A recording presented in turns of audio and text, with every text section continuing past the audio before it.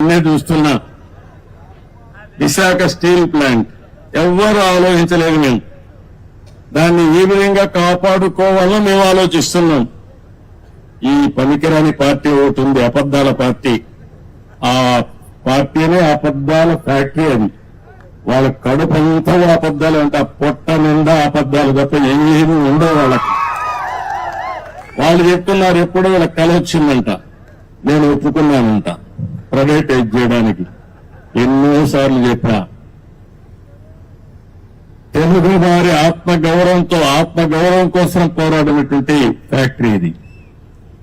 ఆంధ్ర తెలంగాణ ఉంటే విశాఖ ఆంధ్రుల హక్కుని ప్రాణత్యాగాలు చేసి ఆందోళన చేసి ఈ ఫ్యాక్టరీని సాధించుకున్నాం.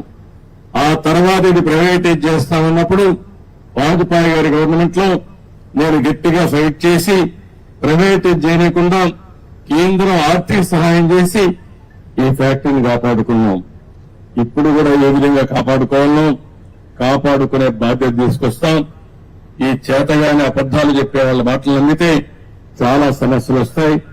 ఒక పక్క అబద్దాలు చెప్పే వాళ్ళని ఎప్పటికప్పుడు ఖండన చేయాలి, ఖండిస్తూనే మళ్ళా వాస్తవాలు చెప్పాలి. అక్కడ వాస్తవాలు చెబితే మీకు పనులు చేయాలి. ఓసారి మీరు కూడా అనుకుంటారు అబద్దాలు చెప్పంగా ఏదో సామెత ఉంది, కుక్క పిల్లని తీసుకుపోతాం గొర్రె పిల్లని తీసుకుపోతా ఉంటే ప్రతి ఒక్కరు కనపడిన వాళ్ళందరూ ఏంట్రా ఎవరోడా నువ్వు, ఇదేంటిది కుక్క పిల్లని తీసుకుపోతున్నావు అంటే ఒకటి చెప్తే నేను తెలివైన వాడిని అది గొర్రె పిల్ల అన్నాడు.